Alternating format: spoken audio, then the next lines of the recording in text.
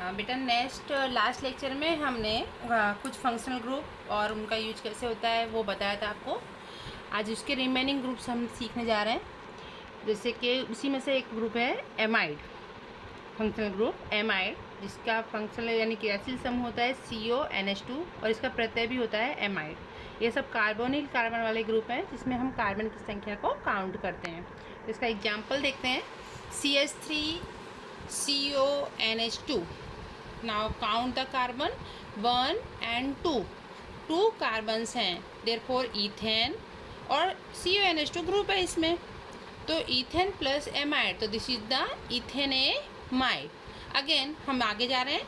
CH3 CH2 CONH2 1 2 and 3, इसको लेकर 3 carbon हुए, तो प्रोपेन प्लस एमाइड, प्रोपेनेमाइड। नाउ खाली ऐसा दिया है आपको SCONH2, तो यहाँ पर इस कार्बन को आपको काउंट करना है।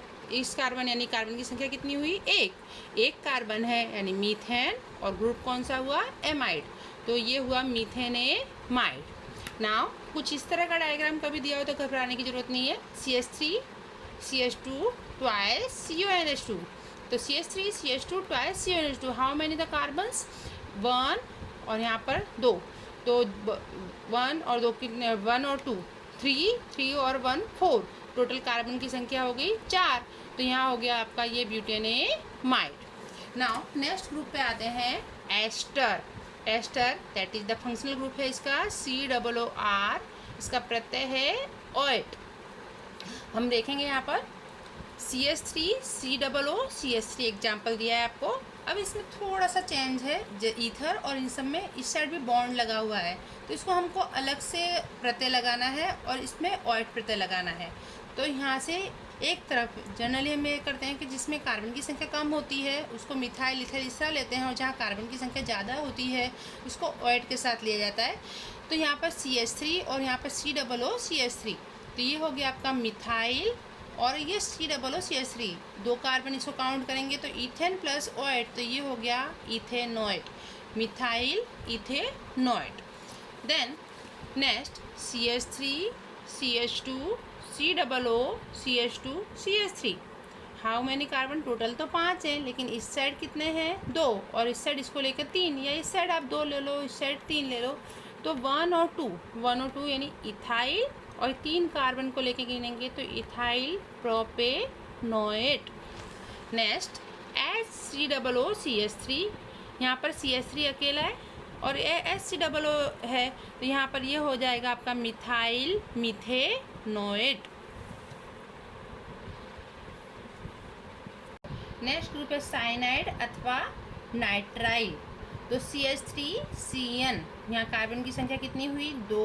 2 कार्बन है, तो इथेन, इसका प्रत्यय होता है नाइट्राइल। अगर इसको हम साइनाइड प्रत्यय लगाएंगे तो साइनो लगाएंगे, साइनो मीथेन गिनेंगे। फिलहाल हम एक ही नाम सीख रहे हैं इसका, नाइट्राइल लेकर, तो दोनों कार्बन काउंट करने हैं, ethane nitrile. CH3 CH2 CN, यहाँ तक कार्बन की संख्या 1 2 3, ये हो गया propane nitrile. CH3 CH2 twice CH2 CN, 1 और 2 3 और 1 4 and 5, तो ये हो गया आपका पेंटेन नाइट्राइल। नेक्स्ट ग्रुप आता है ईथर। ईथर, इसका क्रियाशील समूह ROR एलॉक्सी, यानी O के साथ, तो 2 समान या असमान एलिफेटिक या एरोमेटिक समूह जुड़े हों तो क्या बनता है? ईथर बनता है। इसके 2 प्रकार भी होते हैं, सम्मित और असम्मित, बट 12th में आप सीखोगे। फिलहाल हम इसके कैसे यूज किया जाता है वो देख लेते हैं। तो एलॉक्सी CH3O CH3, इसमें भी एस्टर की तरह 2 अलग अलग प्रत्यय का उपयोग करना है, एक के साथ ऑक्सी लगाना है और एक सिंपली आपको लिखना है। तो एक साइड CH3O CH3, तो this is the methoxy, and एक कार्बन है तो ये हो गया आपका methane.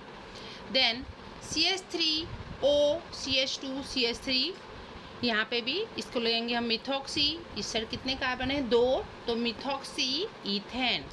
Then CH3 CH2O CH2 CH3, ये हो गया आपका इथॉक्सी इथेन। नेक्स्ट ग्रुप आता है, इसी के अंदर अभी पहले देख लेते हैं बेंजीन लगाकर, बेंजीन भी आपने देखा ही होगा 11th में, तो बेंजीन में OCH3 ग्रुप जुड़ा है तो ये हो गया आपका मिथॉक्सी बेंजीन, और इसका सामान्य नाम होता है एनिसोल। एनिसोल के नाम से आपको कई जगह देखने को मिलेगा। इसी में बेंजीन में OCH2 CH3 जोड़ा है तो इधर आ जाएगा इथॉक्सी बेंजीन, जहाँ कम कार्बन होंगे उसके साथ हम ऑक्सी लगाएंगे और जो ज़्यादा कार्बन होंगे उसको सिंपल नेम में लिखेंगे, तो इससे इथॉक्सी बेंजीन, इसका भी सामान्य नाम होता है फेनिटोल। नेक्स्ट क्रियाशील समूह आता है आपका सल्फोनिक अम्ल SO3H, CH3SO3H, तो ये हो गया आपका मिथाइल सल्फोनिक अम्ल या methyl sulphonic acid. CH3CH2SO3H, this is the ethyl sulphonic अम्ल। यहाँ पर CH3CH2CH2SO3H, ये हो गया आपका प्रोपाइल सल्फोनिक अम्ल। नेक्स्ट आता है बेटा एमाइन। इसका भी एक पूरा चैप्टर है आपका 12th में, और 12 या 13 चैप्टर आएगा।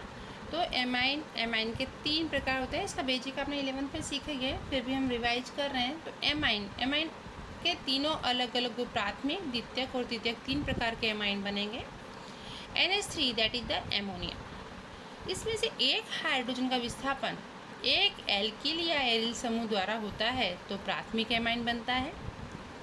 2 हाइड्रोजन का विस्थापन 2 एल्किल या एरिल समूह द्वारा होता है तो द्वितीयक एमाइन बनता है, और 3 एल्किल या एरिल समूह द्वारा होगा तो क्या बनेगा, तृतीयक एमाइन। सबके एग्जाम्पल्स देख लेते हैं। सपोज यहाँ पे CH3NH2, तो इसमें प्रत्यय लगाना है एमाइन, एक कार्बन है, मीथेन प्लस एमाइन, तो that is the methanamine. CH3CH2NH2, 2 carbon है, इथेनेमाइन। CH3CH2CH2NH2, तो that is the propanamine. Benzene में अगर हम NH2 लगाते हैं तो बेंजीन प्लस एमाइन, तो दैट इज द बेंजेमाइन। अब आते हैं हम द्वितीयक एमाइन पर। द्वितीयक के लिए थोड़ा सा अलग है, N प्रत्यय का उपयोग करेंगे हम। R2NH है, जिस साइड यहाँ पे भी सेम चीज़ है, हर जगह कि कम कार्बन हो उसके लिए हम अलग प्रत्यय लगाते हैं। तो N, इधर तो दोनों समान ही हैं, तो एक साइड हम ले लेते हैं N, और ये लगाया हुआ एक ही कार्बन है तो N मिथाइल, और दूसरी तरफ भी एक ही कार्बन है तो इसके साथ लगाएंगे एमाइन, तो N methyl मीथेनेमाइन। Next CH3NH CH2 CH3, तो N मिथाइल, 2 कार्बन है तो इथेनेमाइन।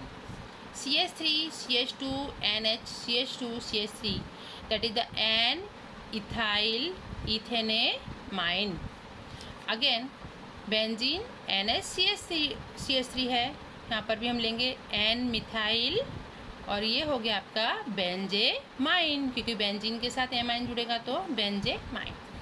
अब आते हैं आपके तृतीयक amine that is the R3N, तो CH3N CH3 है। यहाँ पर 2 बार CH3 अलग अलग है, यानी 3 आपको जोड़ने हैं, तो 2 अलग अलग समूहों के साथ हम N 2 बार यूज करेंगे। यहाँ पर आप देख रहे हैं कि 2 CH3 और यहाँ पे भी CH3, यानी तीनों समान हैं, तो हम N साथ में लिख देते हैं। तो N मिथाइल समूह 2 हैं, तो N di methyl, and this is मीथेनेमाइन।